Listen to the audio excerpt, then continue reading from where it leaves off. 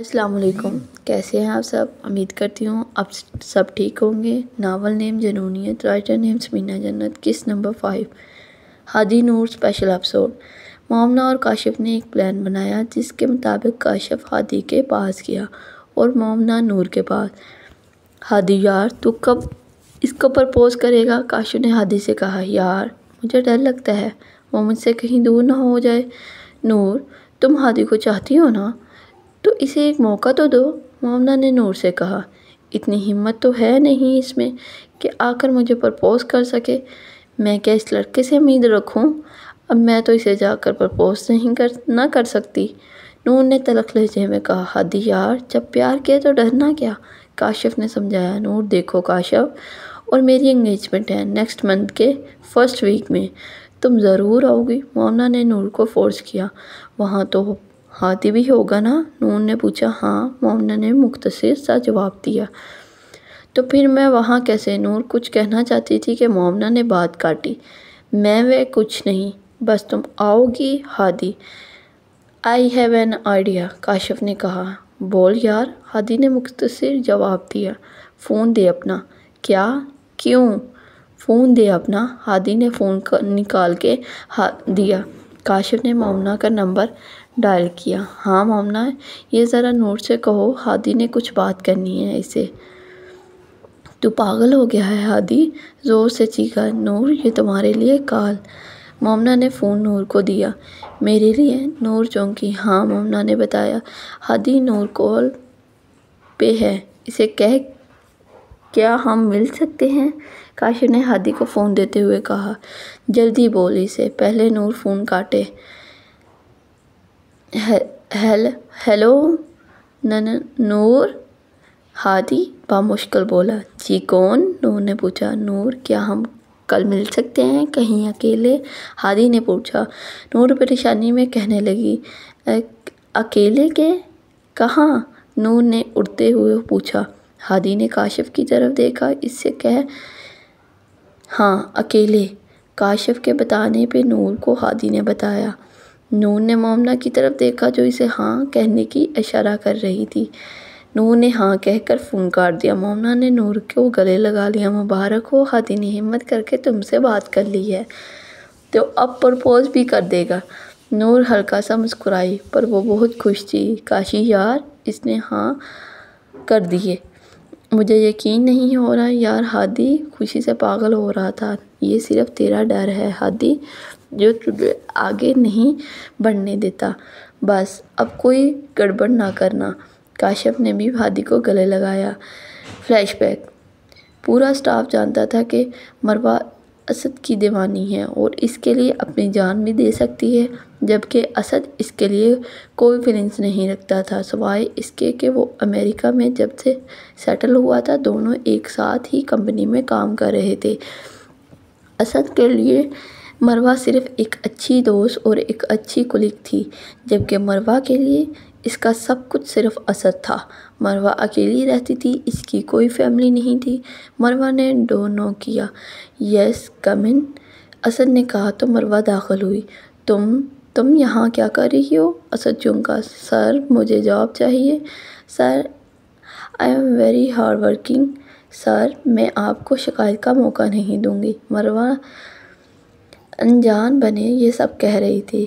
Come to the point, Asad نے تلخ لہجے میں پوچھا۔ اسد تم جانتے ہو نا، جہاں تم وہاں میں وہاں سے ٹرانسفر کروا کے آئی ہوں۔ یہ لو سر، علی کی طرف سے نوٹیفیکیشن۔ مروہ نے وہ کاغذ کا ٹکڑا اسد کو دکھاتے ہوئے کہا۔ اوفو علی، کیوں اسے یہاں بھیجا؟ اسد خود سے کہہ رہا تھا۔ انہوں نے نہیں بھیجا اسد، میں خود آئی ہوں۔ مروہ نے پیار اور معصومیت سے کہا۔ دیکھو مروہ، تم ایک بہت اچھی لڑکی ہو، کیئرنگ ہو، لونگ ہو، اپنی لائف میں آگے بڑھ جاؤ۔ میری دل سے دعا ہے کہ تمہیں کوئی تمہاری طرح لونگ، کیئرنگ اور پیار کرنے والا ہو۔ اسد نے سمجھایا۔ اسد تو آپ کیوں نہیں؟ آپ بھی تو کسی کو نہیں چاہتے نا؟ آپ نے بھی تو کسی کو اپنانا ہے نا؟ تو مجھے ایک موقع دے دینا۔ کاش مجھے معلوم ہو جائے تیری سوچ کا محور، تو میں خود کو تراشوں تیرے انداز نظر۔ مروہ تم اپنا وقت جذبات اور لفظ سب مجھ جیسے پتھر پہ ضائع کر رہی ہو، میں نہیں ہوں تمہارے قابل۔ اسد نے کہا، سب آپ کا ہی تو ہے، میرے جذبات، میرے لفظ اور میرا وقت سب آپ کا ہی تو ہے۔ مروہ نے معصومیت سے جواب دیا، اچھا یہ آفس ٹائم ہے، جا کر اپنا کام کرو۔ یہ سیٹ تمہاری ہے، جو کیبن کے بالکل سامنے تھی، اور آفس ٹائم کے بعد کہیں باہر چلیں گے، میں تمہیں سب بتاؤں گا۔ اسد نے سیٹ کی طرف اشارہ کرتے ہوئے کہا۔ مروہ چلی گئی اور اسد زویا کے خیالوں میں کھو گیا۔ فرقان صبح سے دانیہ کو کئی کالز کر چکا تھا، بٹ ناٹ رسپونڈ۔ رات 10 بجے دانیہ نے دیکھا، اوفو اتنی ساری مس کالز، آج تو بیٹا فرقان بہت غصہ کرنے والا ہے، اس کی ایک کال نہ اٹھاؤں تو اتنا ناراض ہو جاتا ہے، اور پھر آج تو میں نے اس کو رات کو کال کرنے لگی ہوں جبکہ وہ صبح سے ٹرائی کر رہا تھا۔ دانیہ خود سے کہتے ہوئے کال ملانے لگی۔ پہلی ہی کال پہ فون ریسیو ہو گیا۔ فرقان جو صبح سے موبائل ہاتھ میں لیے جھولے میں بیٹھا دانیہ کی کال کا ویٹ کر رہا تھا، کال فوراً اٹینڈ کر لی، پر ناراض ہونے کی وجہ سے کچھ نہ بولا۔ I am sorry. پڑوس میں شادی تھی، ہم وہاں گئے ہوئے تھے، فون سائلنٹ پہ تھا اور میں سائڈ پہ رکھ کے بھول گئی، مجھے پتا تم بہت ناراض ہو۔ فرقان پلیز کچھ بولو۔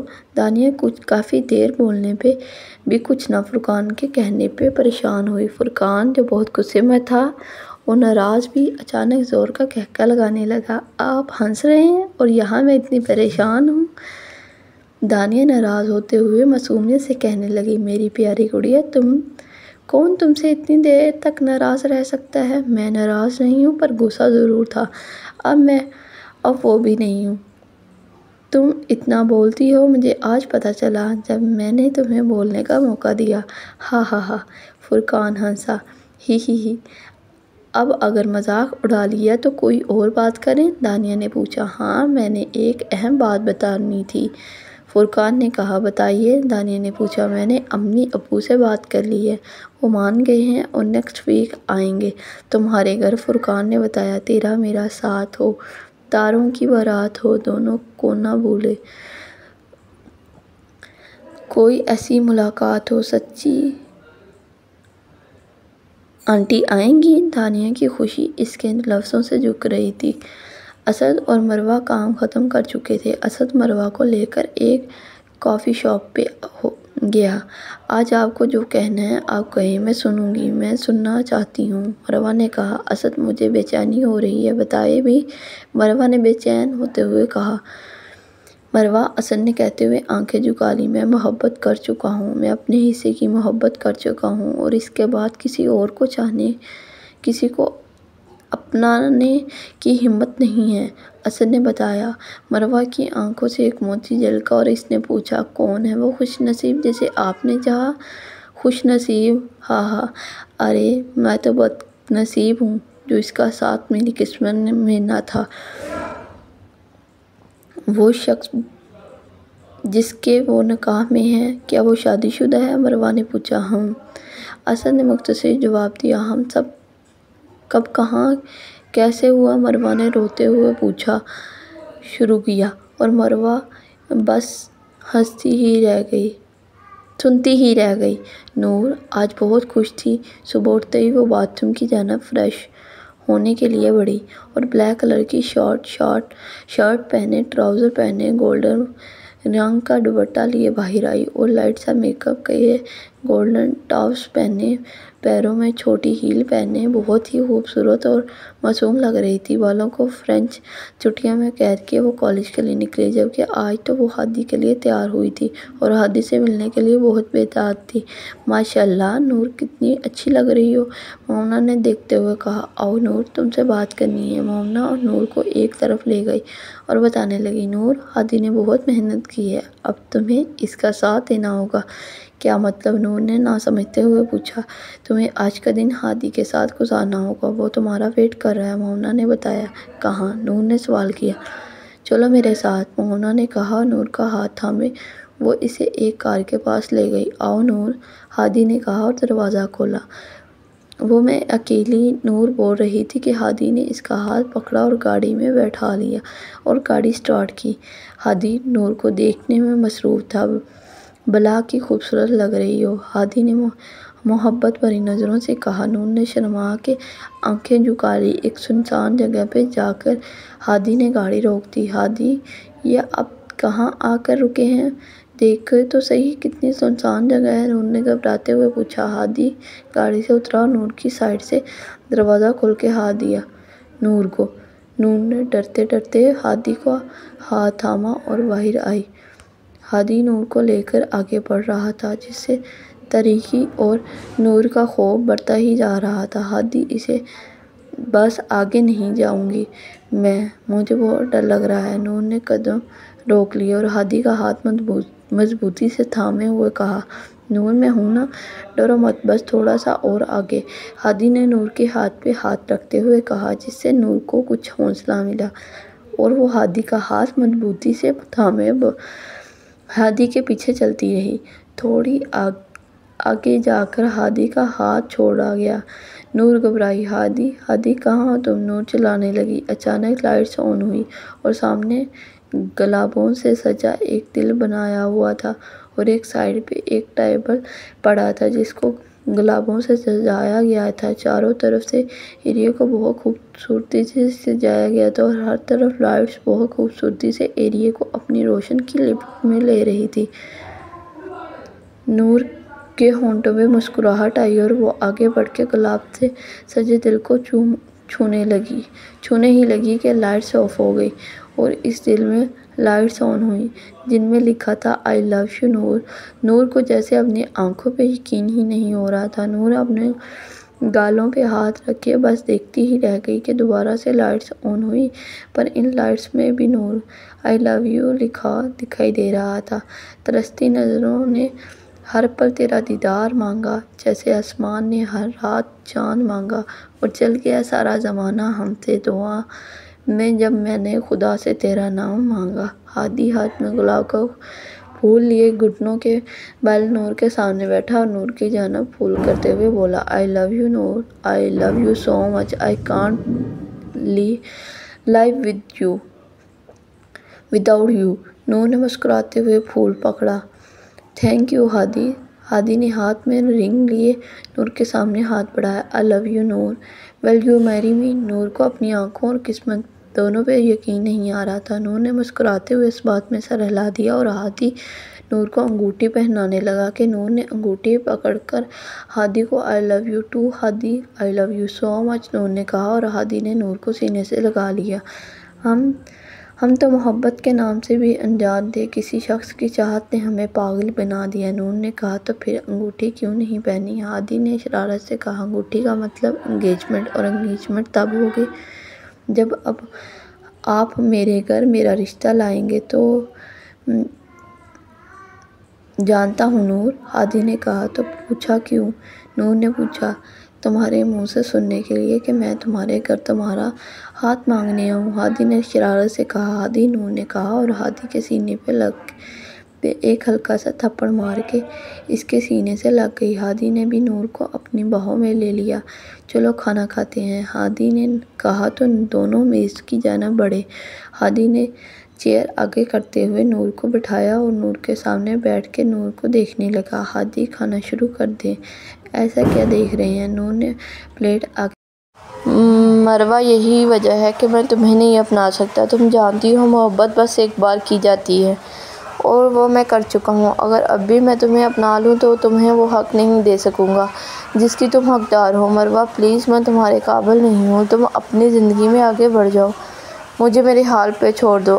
جو اپنی خوشیاں نہیں سمیٹ سکا وہ دوسروں کو کیسے خوش رکھ سکتا ہے؟ جب اسد نے پیچھے مڑ کے دیکھا تو مروہ وہاں نہیں تھی۔ مروہ، اسد نے پکارا۔ اسد نے پریشانی سے ادھر ادھر دیکھا۔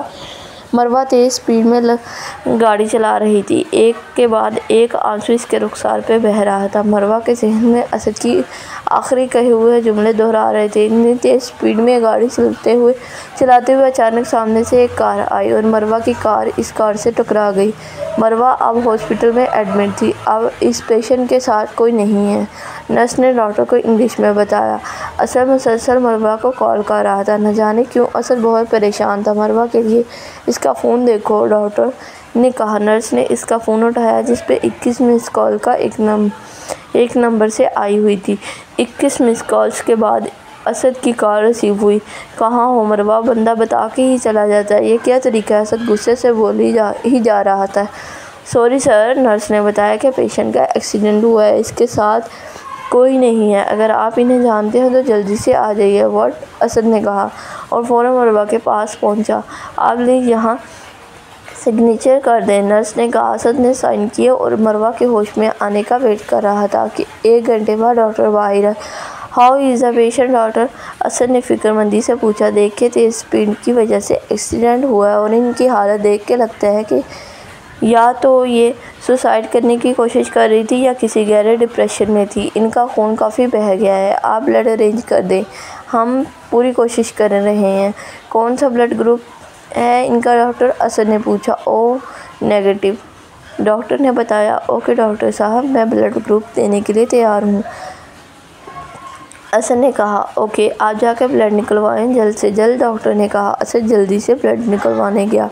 اسد کا خون مروہ کو دیا جا چکا تھا۔ ڈاکٹر کب تک انہیں ہوش آئے گا؟ اسد نے پوچھا۔ پیشنٹ اب خطرے سے باہر ہے، انہیں نیند کا انجیکشن دیا گیا ہے، انہیں کمپلیٹ ریسٹ کی ضرورت ہے اور انہیں ڈپریشن نہ ہونے دیا جائے، ڈاکٹر نے بتایا۔ اوکے تھینکس ڈاکٹر، اسد نے کہا اور مروہ کے ہوش میں آنے کا انتظار کرنے لگا۔ آدھے گھنٹے میں مروہ کو ہوش آیا۔ آپ مل سکتے ہیں پیشنٹ کو، ہوش آ گیا ہے، نرس نے آ کر بتایا۔ اسد اور مروہ کے بیڈ کے ساتھ نیچے بیٹھنے لگا۔ مروہ سائڈ پر ہوئی اور اوپر بیٹھنے کو کہا۔ اسد مجھے شرمندہ تو مت کریں، مروہ نے کہا۔ کیا تم یہ سب مجھے بتائے بغیر کیوں آئی اور اتنی سپیڈ رکھنے کی وجہ؟ مجھے تم سے اس بے وقوفی کی امید نہیں تھی، مروہ، اسد نے خود کو سنبھالتے ہوئے کہا۔ محبت سے بھی بڑی کوئی بے وقوفی ہوتی ہے اسد، آپ نے مجھے کیوں بچایا؟ جب آپ کی زندگی میں میری کوئی جگہ ہی نہیں تو مجھے مر جانے دیتے نا، کیوں مجھے زندہ رکھ کے خود سے دور رکھ کے ایک دردناک موت دینا چاہتے ہو؟ مروہ نے کہا۔ مروہ، کسی کے نہ ہونے سے کسی زندگی ختم نہیں ہو جاتی، انسان زندہ بھی تو نہیں رہتا، ہر روز مرتا ہے، ہر دن جاتا ہے، مروہ نے کہا۔ ڈاکٹر نے ریسٹ کرنے کو کہا ہے، ریلیکس کرو، اسد نے کہا۔ مروہ، میں ٹوٹا ہوا ہوں، بکھرا ہوا ہوں، میں خود کو نہیں سنبھال سکتا، میں کیا کسی کو سنبھالوں گا؟ تم میرا کیا کرو گی؟ ایک ٹوٹے ہوئے، ایک بکھرے ہوئے شخص کا کیا کرو گی مروہ؟ اسد، مجھے آپ کے بغیر نہیں جینا، اگر آپ ٹوٹے ہوئے ہیں، بکھرے ہوئے ہیں تو میں سمیٹ لوں گی اپنے اندر اپنی محبت سے، مجھے ایک موقع تو دیں اسد، مجھے آپ کی حقیقت کے ساتھ بھی قبول ہے، آپ مجھے زویا کا درجہ نہیں دے سکتے، مت دیں، میں آپ کے دل میں اپنا ایک مقام بناؤں گی، تم ریسٹ کرو، میں پوچھ کے آتا ہوں تمہارے ڈسچارج ہونے کا، اسد نے کہا اور باہر چلا گیا۔ آپ بل پے کر دیں اور پیشنٹ کو لے کر جا سکتے ہیں، بس انہیں سٹریس سے دور رکھیں، ڈاکٹر نے کہا۔ اسد بل دے کر واپس آ رہا تھا اور مسلسل ایک ہی بات سوچ رہا تھا، مروہ کے ڈپریشن کی وجہ وہ جانتا تھا کہ وہ خود ہے، اور مروہ کو سٹریس سے دور رکھنا مطلب مروہ کو اپنانا۔ اسد کو کچھ سمجھ نہیں آ رہا تھا۔ چلو، ڈاکٹر نے ڈسچارج کر دیا، اسد نے کہا تو مروہ اسد کے ساتھ جانے کے لیے تیار ہوئی، پر جیسے ہی اس نے پہلا قدم اٹھایا لڑکھڑاتی اور گرنے ہی لگی کہ اسد نے سنبھال لیا۔ خیال سے مروہ، اسد نے کہا اور اسے اپنے کندھے کا سہارا دے کے گاڑی تک لے گیا۔ اسد، کہاں لے کر جا رہے ہو مجھے؟ مروہ نے پوچھا۔ کہاں لے کر جا سکتا ہوں؟ آف کورس گھر ہی لے کے جاؤں گا نا، پر کس کے؟ مروہ نے پوچھا۔ اپنا یا میرے؟ اسد، جو اپنے گھر کی جانب جا رہا تھا، ایک پل کو رکا اور مروہ کی بات پہ غور کیا۔ اپنے گھر لے کر جا رہا ہوں، ڈاکٹر نے ریسٹ کا بولا ہے، جو تم اپنے گھر تو نہیں کرو گی نہیں تو مجھے ہی خیال کرنا ہے تمہارا، اسد نے کہا اور اپنا گھر کی جانب لے گیا۔ ساتھ لے نا یہ کباب اور یہ کھیر آپ کی فیورٹ ہے نا، میں نے اپنے ہاتھوں سے بنائی ہے، زویا نے سعد کو کھانا سرو کرتے ہوئے کہا۔ بھائی ماشاء اللہ سعد، تمہیں بہت اچھی بیوی ملی ہے، اور ایک میری ہے، کہ کبھی نہیں کہا کہ آج میں نے آپ کی فیوریٹ ڈش بنائی ہے۔ شاہر صاحب نے رابعہ کو چڑھاتے ہوئے کہا۔ آپ بھی نہ بچوں کے سامنے، رابعہ بیگم نے کہا۔ ڈیڈ جیلس ہو رہے ہیں آپ؟ اب ہر کسی کی قسمت کہاں ہے ایسی کہ انہیں ساتھ کے زویا جیسی بیوی ملے۔ ہاں بھی تو بہت لکی ہو۔ اور باپ بھی کبھی اپنے بچوں سے جیلس ہوئے ہیں نکمے، آئندہ نہ ایسی بات کرنا۔ سوری ڈیڈ، مذاق کر رہا تھا، سعد نے کہا۔ زویا کو اسد کی یاد آ گئی سعد کی بات سے۔ زویا میں بہت لکی ہوں جو مجھے تم جیسی لڑکی ملی۔ اب ہر کسی کی قسمت میں تم تو جیسی لائف پارٹنر نہیں ہے نا؟ یہ تو میری خوش قسمتی ہوگی جو تم میری لائف میں ہو۔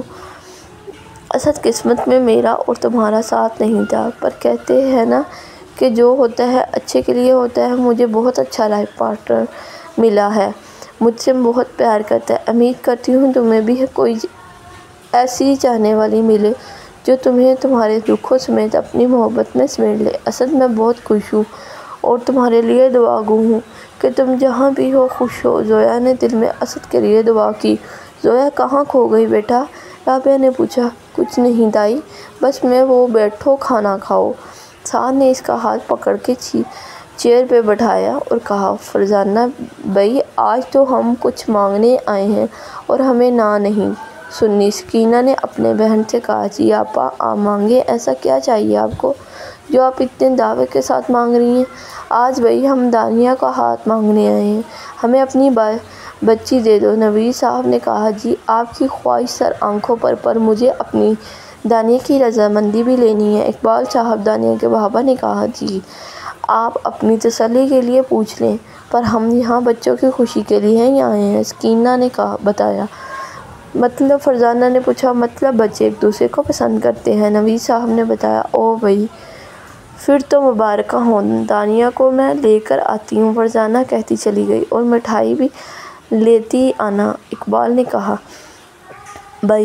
بھائی جان ہم مٹھائی لے آئے ہیں، سکینہ نے کہتے ہوئے مٹھائی نکالی۔ دانیہ جو فون پہ فرقان سے بات کر رہی تھی، ابھی تک بات ہو رہی ہے، پتہ نہیں ہم ابو امی کیا مانیں گے؟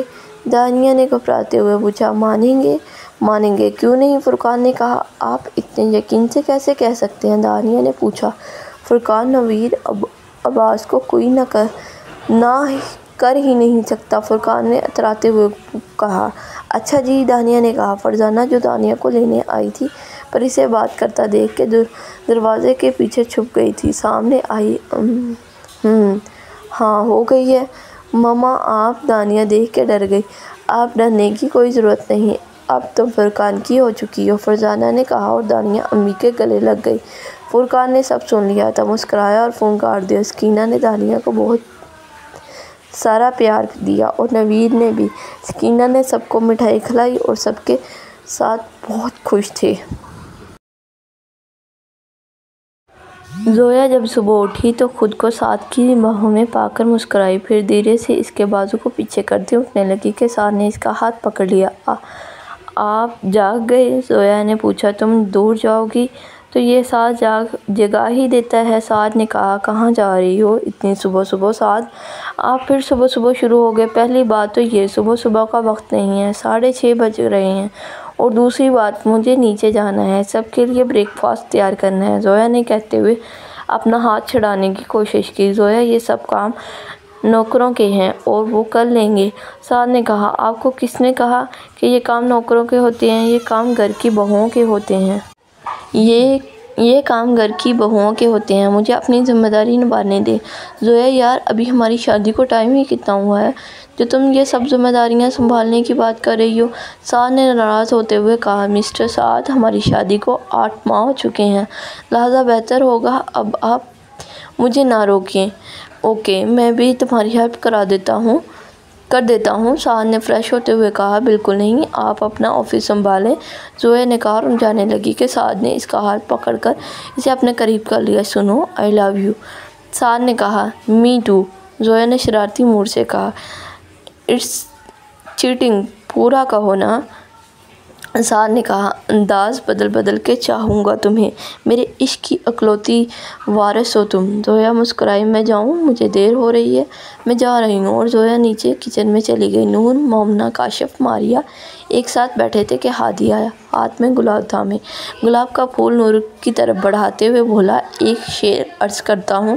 یہ گلاب اس کے لیے جو پھولوں سے بھی خوبصورت ہے۔ نور نے پھول پکڑا، آپ کو شاعری بھی آتی ہے؟ ہادی نے جواب دیا، عشق نے نکما کر دیا غالب، ورنہ آدمی تو ہم بھی کام کے تھے۔ واہ واہ میرا یار، کاشف بولا، تو شاعر بھی بن گیا ہے۔ ہادی نے پھر شعر میں جواب دیا، صوفی کہو یا دیوانہ دل یہ میرا ہے، اب عاشقانہ تیرے سنگ، اب یہ پل گزر جائے۔ دیکھا آپ نے آج تک میرے لیے کبھی نہیں شاعری کی۔ مومنہ نے شکایت کی، انہیں پرائیویسی چاہیے۔ چلو مومنہ، ہم چلتے ہیں۔ اب صرف ہادی اور نور رہ گئے تھے۔ آئی لو یو نور، ہادی نے کہا۔ لو یو ٹو نور، نور نے کہا۔ ہادی، ایک بات بتاؤں؟ ایک نہیں 100 پوچھوں، ہادی نے کہا۔ آپ پہ پورے کالج کی گرلز مرتی ہیں، پھر آپ نے مجھے کیوں خود کے لیے سلیکٹ کیا؟ Good question. ہمارے کالج کی لڑکیاں مجھ پہ مرتی ہیں، پر میں تم پہ مرتا ہوں نور۔ دوسری بات کیوں؟ ہادی نے نور کی طرف دیکھا جو شرما گئی تھی۔ پہلا جواب سن کے، میں تم سے محبت کرتا ہوں کیونکہ یار تم مخلص ہو، تم سب سے جدا ہو۔ یہ جن کو تم مجھ سے مرنا کہہ رہی ہو، یہ مجھ پہ نہیں، میرے اسٹیٹس پہ مرتی ہیں۔ تمہیں میرے دولت سے کوئی غرض نہیں، تم مخلص ہو یار۔ اور مجھ سے پیار تو آپ شروع دن سے کرتے آ رہے تھے، تو کہتے کیوں نہیں تھے؟ نور نے پوچھا۔ او ایم جی، تمہیں پتہ تھا؟ ہادی نے پوچھا۔ مجھے اس دن پتہ چلا تھا جس دن ہم پکنک پہ گئے تھے، نور نے بتایا۔ مطلب کاشف مومنہ کے بتانے سے پہلے سے تم جانتی تھی؟ ہادی نے پوچھا۔ پر جب تک تم مجھ سے خود نہ کہتے میں کیسے امید لگا سکتی تھی؟ نور نے بتایا۔ میں ڈرتا تھا یار تمہارے غصے سے، مجھے ڈر لگتا تھا کہیں تم غصے میں آ کر مجھ سے دوستی کا حق بھی نہ چھین لو۔ ہادی بتاتے ہوئے ایموشنل ہو گیا۔ اتنا پیار کرتے ہو مجھ سے ہادی؟ نور نے پوچھا۔ تو تیرے ہونٹوں پر اپنی مسکان سجا دوں، تیری ایک خوشی پر اپنے سارے غم بھلا دوں۔ اگر کوئی پوچھے مجھ سے خوشی کس میں ہے، تو ہنس کر میں اسے نام تیرا بتا دوں۔ ہادی نے شاعری میں جواب دیا، آئی love you Hadi, love you so much, Noor نے کہا، اور ہادی کے ہاتھوں کی انگلیوں میں اپنی انگلیاں ڈال کے ہادی کے کندھے پہ سر رکھ دیا۔ لو یو ٹو نور، ہادی نے کہا۔ موم انگیجمنٹ، موم ڈائریکٹ نکاح کی بات کرتی نا؟ کیا یار موم، پہلے انگیجمنٹ پھر نکاح اور پھر رخصتی۔ فرقان بےتاب ہوتے ہوئے اپنی موم سے بحث کر رہا تھا۔ بیٹا یہ مت بھولو کہ وہ ابھی پڑھ رہی ہے، سکینہ نے یاد کروایا۔ ہاں تو موم، میں بھی تو بس یہی کہہ رہا ہوں نا کہ ابھی نکاح کر لیتے ہیں، اس کی اسٹڈی کمپلیٹ ہونے کے بعد رخصتی کر لیں گے۔ فرقان نے وضاحت دی۔ اوکے کرتی ہوں میں تمہاری خالہ سے بات، سکینہ نے ہار مانتے ہوئے کہا۔ You are the best mom of the world, Furqan نے کہتے ہوئے موم کو حق کیا۔ مروہ یہ بہت بڑا فیصلہ ہے، تم کیسے ایک ایسے شخص کے ساتھ رہنا پسند کر سکتی ہو جس کے دل میں تمہارے لیے فیلنگز تک نہیں ہے؟ اسد نے ایک بار پھر سے وہی ایکسکیوز دیا۔ اسد آپ مجھے یہ بتائیے کہ ہم کتنے سال سے ایک دوسرے کو جانتے ہیں؟ مروہ نے پوچھا۔ تقریباً 6 سال سے، اسد نے جواب دیا، اور مجھے آپ سے پہلی نظر میں ہی محبت ہو گئی تھی۔ مطلب میں آپ سے 6 سال سے محبت کرتی ہوں، اور آپ زویا کو کتنا ٹائم جانتے ہیں؟ مشکل سے 3 مہینے۔ مروہ نے پوچھا۔ اسد خاموش تھا، کیونکہ زویا سے تو وہ 3 مہینے بھی نہ رہ سکا۔ اسد، جب آپ اپنی 3 ماہ کی محبت نہیں بھلا سکتے تو میں اپنی 6 سال کی محبت کیسے بھلا دوں؟ اسد، میں آپ سے بہت پیار کرتی ہوں، اور رہی بات آپ کے دل میں میرے لیے فیلنگز نہیں، تو یہ صرف ایک جملہ ہے جو آپ کی زبان پہ چڑھا ہوا ہے۔ میرا ذرا سا ایکسیڈنٹ کیا ہو گیا، آپ اتنے پریشان تھے جیسے میں مر ہی گئی ہوں۔ مروہ، اسد نے ڈانٹا۔ اور یہ کیا کیا آپ نے؟ مروہ نے اسد کا بازو پکڑ کے اس کا زخم دکھایا جو اس نے مروہ کو بلڈ دیا تھا۔ اسد نے یہ دیکھیے، مروہ نے اپنی اور وہ جگہ دکھائی جہاں اس کے ڈرپ لگی تھی۔ اسد، آپ کا خون اس وقت میری رگوں میں دوڑ رہا ہے، آپ میرا خیال رکھنے کے لیے مجھے اپنے گھر لے آئیں۔ آپ پرواہ کرتے ہیں میری، آپ میری فکر کرتے ہیں، اور جہاں پرواہ ہوتی ہے وہاں محبت بھی ہوتی ہے، اور جہاں محبت ہوتی ہے وہاں پرواہ بھی ہوتی ہے۔ کہتے ہیں نا، جہاں پرواہ مر جائے وہاں چاہ بھی انتقال کر جاتی ہے۔ ایک مہینے بعد، موم ڈیڈ، مجھے آپ لوگوں سے ایک بات کرنی ہے۔ ہادی نے بریک فاسٹ کرتے ہوئے پوچھا۔ ہاں تو بیٹا پوچھو، سلیم شاہ نے کہا۔ ڈیڈ، ہادی نے جھکتے ہوئے کہا۔ جی مائی ڈیئر، بولو۔ نگہت نے پیار سے اپنے بیٹے کے سر پہ ہاتھ رکھا۔ موم ڈیڈ، مجھے لڑکی پسند آ گئی، ہادی نے کہا۔ لیکن بیٹا، ابھی تو تمہاری اسٹڈی بھی کمپلیٹ نہیں ہوئی۔ نگہت چونکی۔ کون ہے وہ بیٹا؟